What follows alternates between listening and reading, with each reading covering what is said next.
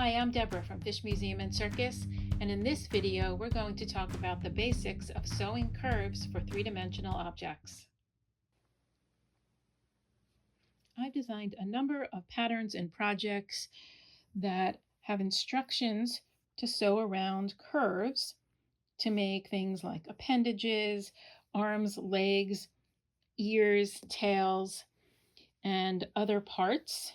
So I wanted to show you some tips for how to sew those. So I've cut out a variety of different appendages that we're going to try out. These here up at the top are all the leg pattern from the kangaroo rat from the Nocturnal Menageries pattern. And this one is just a quilting cotton. This one is a quilting cotton with a layer of Soft and Stable. Soft and Stable is a foam stabilizer from the company By Annie's. And it is really nice because it creates a structure because of the thickness of it, but it's not too stiff. It's nice and soft. This one is also quilting cotton, but it has a layer of thin batting on each side. This one is a heavier brushed cotton. These two are felted wool, two different felted wools. This one's a little bit of a tighter felt. This one is a little bit of a looser felted wool. So we're going to see how different those are. This is the tail from the kangaroo rat because I want to show you how to turn this little skinny bit. And this one is a leg from the seasonal sprites so that we can look at how to sew this inner curve over here. Here at the sewing machine, I've set things up with a contrasting color thread so that you can see what I'm doing. I also have a 1/4 inch foot on the sewing machine. I like to use it because I think it really helps to keep an even seam allowance all the way around. I've also activated my machine's needle down feature, which will automatically put the needle down into the fabric once the machine stops. And if you have that, I think it's great to use. If you don't, I'm going to show you how to do this without it. So I'm going to start here up at the top of the leg. This top straight part is where it's going to be turned and stuffed if you're going to be stuffing it. So I'm going to start over here. And I'm just going to go straight down this side.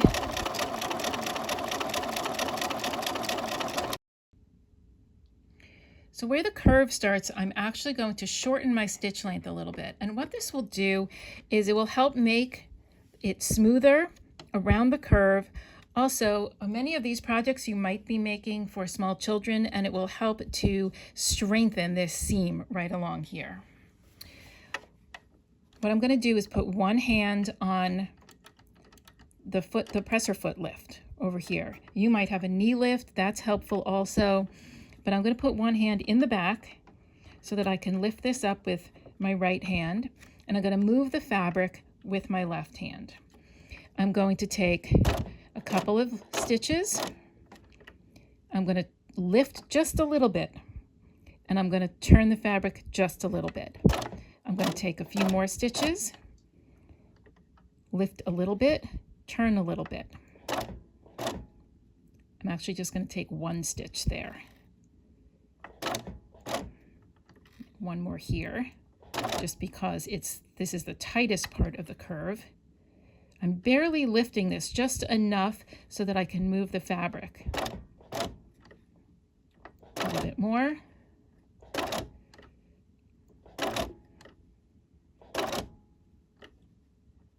Maybe now I'm back up to 2 stitches.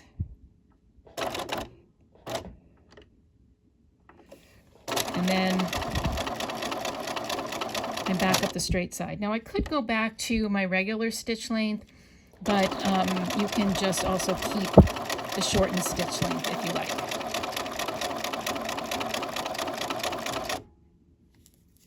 This is the quilting cotton with the Soft and Stable.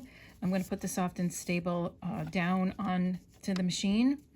I put a pin in here. You'll notice I didn't have a pin in the first one that I sewed because I didn't think it was really necessary. You can use pins or not pins, whatever you like.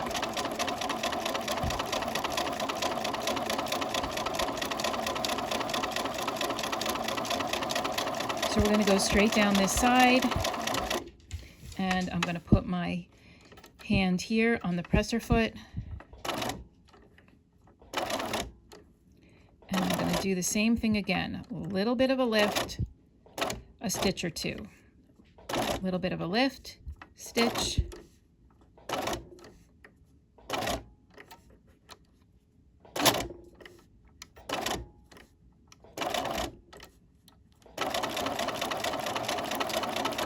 and back up.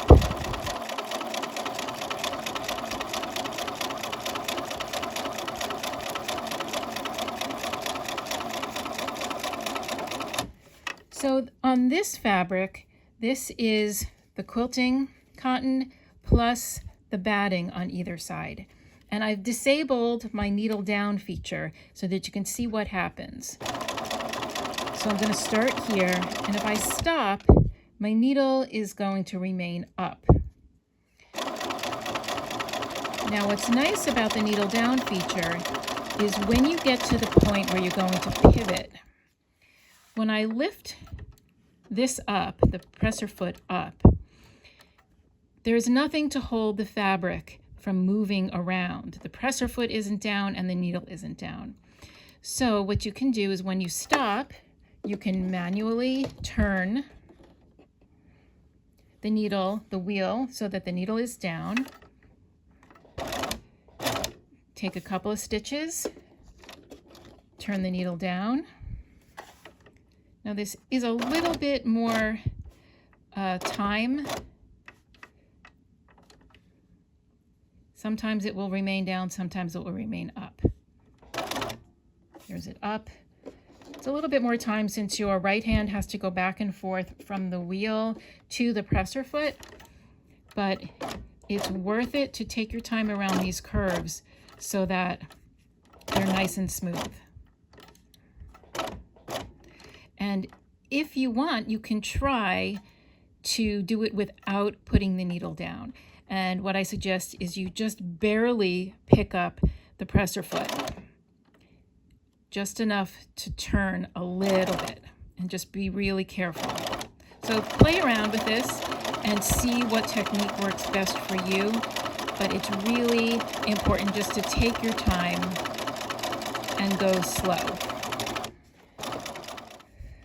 This is that heavier weight brushed cotton.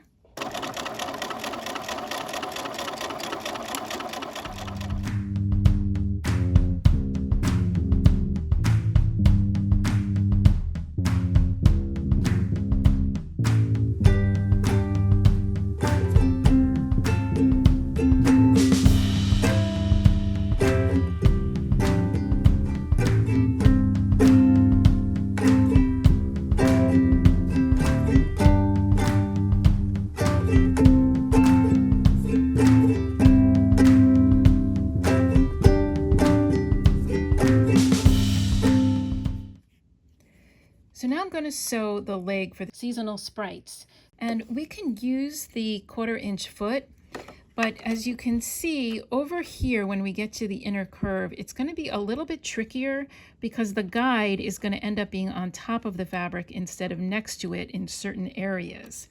So I'm going to switch to the regular foot. So I'm going to use the edge of the foot as my guide this time instead of the 1/4 inch foot, which has an actual guide.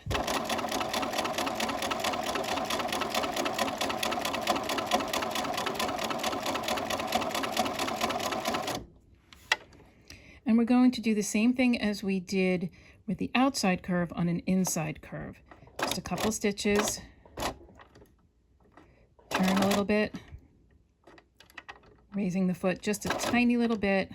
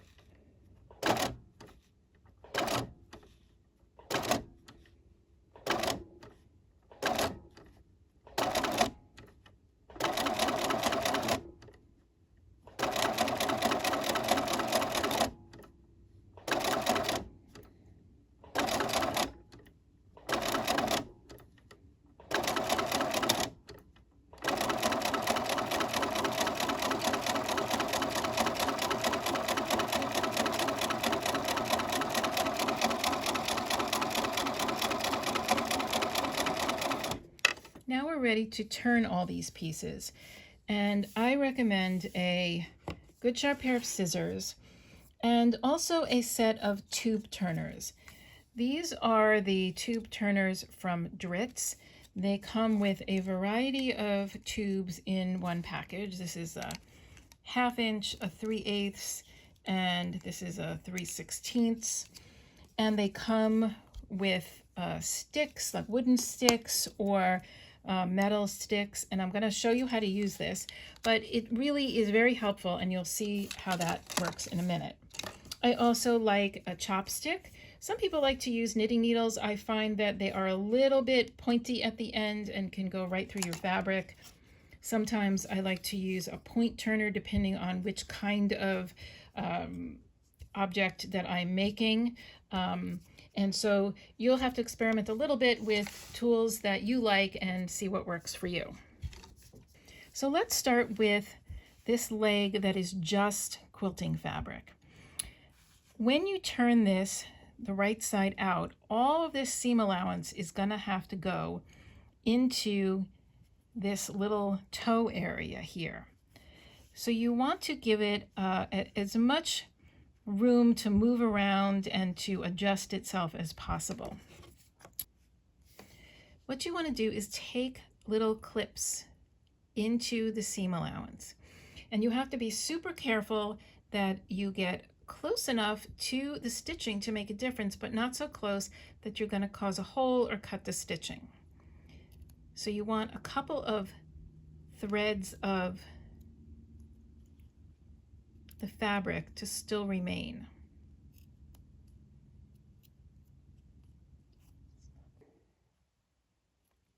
It seems like the point of my scissors is not quite as sharp as I'd like it to be, so I'm actually going to use the inside edge of the scissor.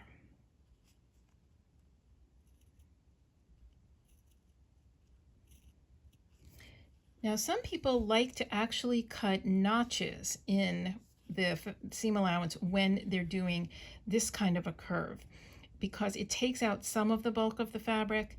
I prefer to leave it in, partly because I'm lazy and it takes extra time, but I don't always think it's really necessary. So now that we've got some clips in there, I'm going to show you how to use the tube turner. So I have 3 sizes here, and I'm going to choose the tube that best fits into this leg. And let's see, this one looks like it's a little bit big, so maybe we'll use this size. Okay, so this is the 3/8. And I'm going to put this tube inside the leg, and then I'm going to take this wooden dowel and push it inside the tube. And what happens is that the leg can go right over the dowel and turn inside really, really easily. And then I'm going to take the chopstick, because it has a little bit of a smaller end, and I'm going to just ease out the seam. And you can see the thread, because I used that yellow thread.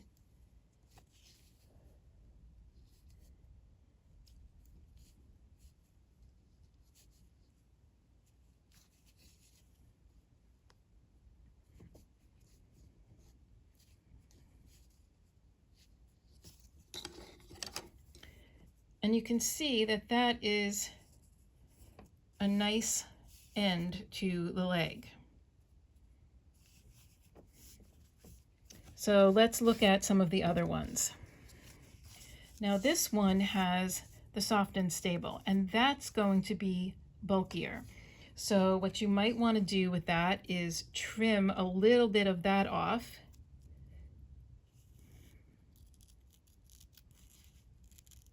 Just on the end here, so that there's a little bit less bulk.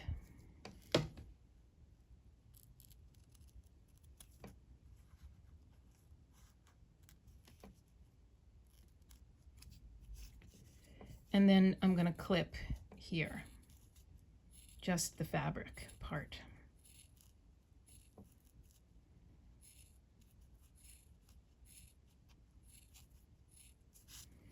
And I'm going to do the same thing with the tube turner. I'm going to go in between the fabric so that the soft and stable ends up on the inside.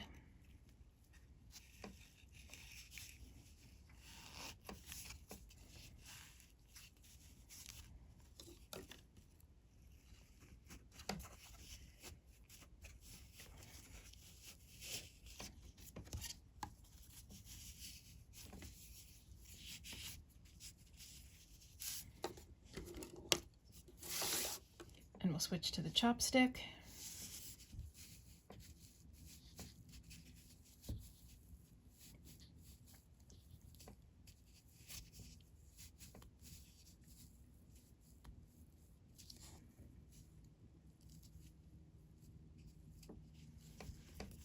So let's look at the one with the batting on either side.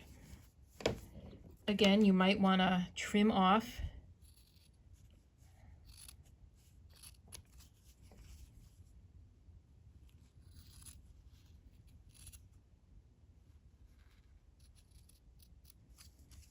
and I'm going to do the other side also to get that extra bulk out of there.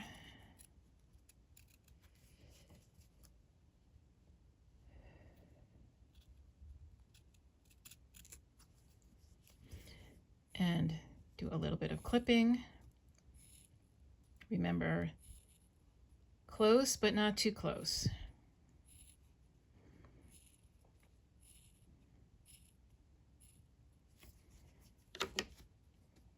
And we'll get the tube turner, and I'm going to put it in between the two pieces of fabric.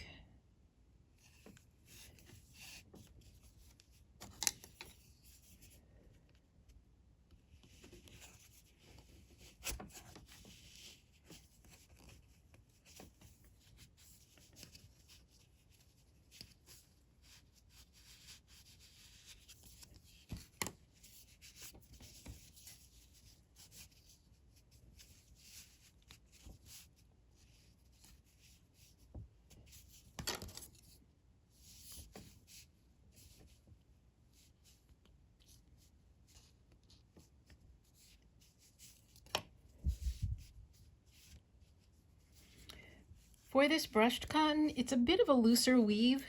I don't really want to cut too much because I'm afraid it's going to unravel. So I'm just going to do just a tiny little bit, maybe halfway into the seam allowance to give it a little bit of a give, but not enough so that it unravels.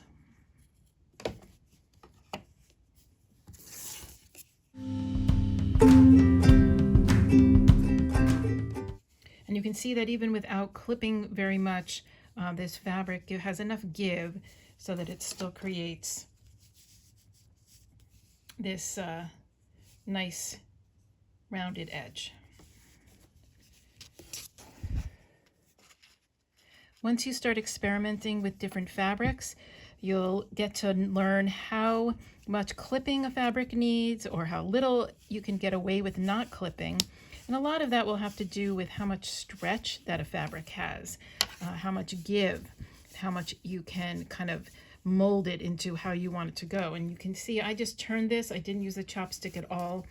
And this is the wool, one of the wools, and it created a nice, beautiful, curved, soft edge. For this wool, I barely clipped it because it's a soft fabric. It has a bunch of stretch in it, and it's a little bit of a looser weave, so I want to make sure that it doesn't unravel. And even without too much clipping and without a chopstick, we get this nice rounded edge. That's one of the things I really love about making these types of projects with felted wool.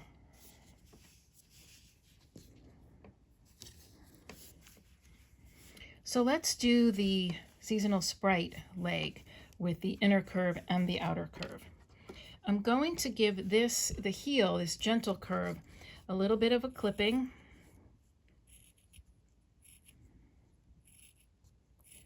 We want that to be smooth also, and I'm going to kind of go all the way around, do the toe,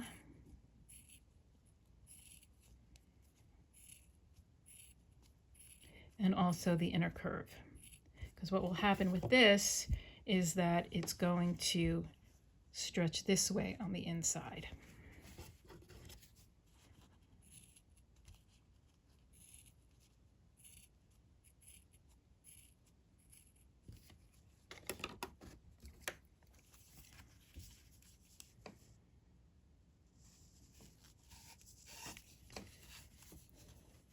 I'm going to put the tube into the leg and kind of curve it around into the toe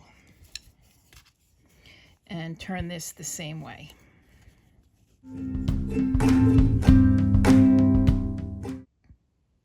I'm using the chopstick here since this is the quilting cotton and it's a little bit harder to get that smooth curve.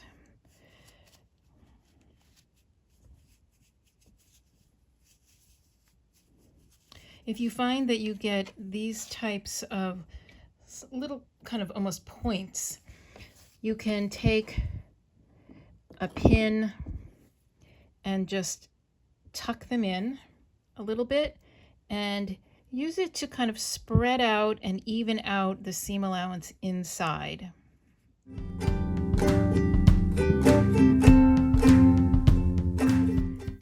Now here's the kangaroo rat tail, and this doesn't have any curves, but I wanted to show you how small of a tube that you can actually turn inside out with these tube turners.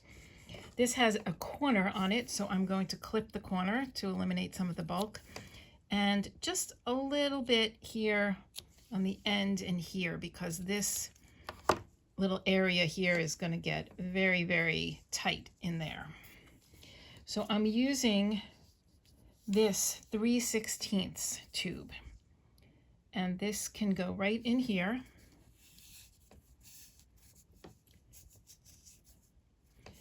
Now, instead of the dowel, they give you a metal rod because it's so thin. And I'm going to do exactly the same way and just ease the tail over the metal rod. And you can see how easily that goes over there. So let's talk a little bit about stuffing these appendages. There are different tools that you can use. This is a kind of stuffing tool that you can use to grab onto the stuffing and get it where you want to. This is another stuffing tool. This one is from Benzie Design, and it has a much smaller head so that you can get into smaller spaces. I'm going to stuff these with wool stuffing, but you can use whatever kind you want. There's polyester and cotton and bamboo and any number of things, including scrap fabric and scrap threads and things like that. So let's start with this one. This is just the quilting cotton, and it is sometimes difficult to get down into these smaller spots here. What this tool has is a little pronged end to it, so you can grab some of the stuffing and twist it and get it in where you want.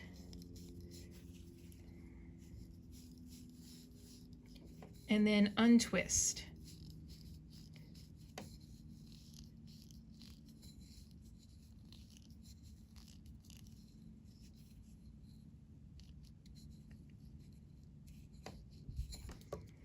So now I've kind of stuffed that little toe area.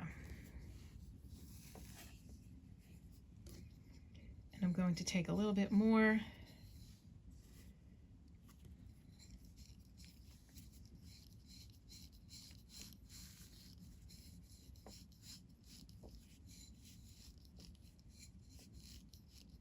And get that right into the end there.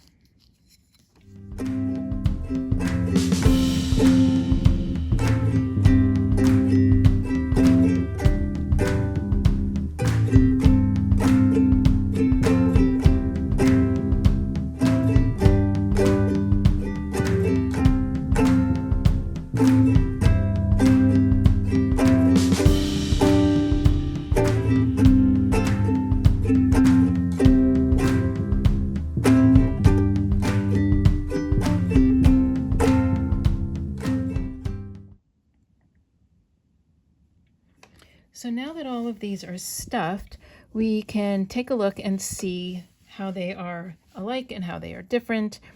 This first one here is unstuffed but with a soft and stable on the inside. This one is the quilting cotton with stuffing on the inside.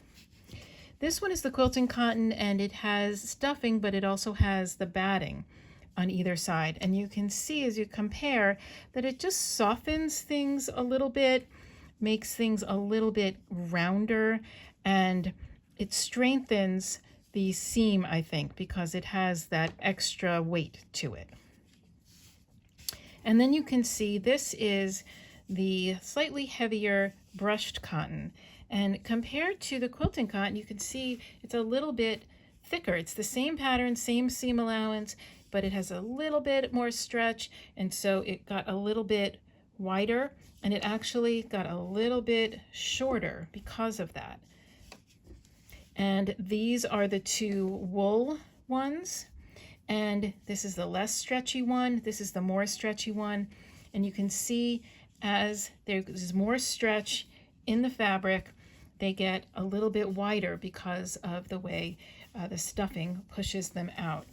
And they are similar lengths, but slightly different. This one is a little bit longer because it did not go out in width at all. Be sure to visit Fish Museum and Circus for patterns and tutorials. Under the Pattern tab, you can find the Nocturnal Menagerie pattern, Seasonal Sprites, Woodland Animal Friends, and more. Under the Tutorials tab, you'll find free patterns for Luna and Soul, Iris, and lots of other projects.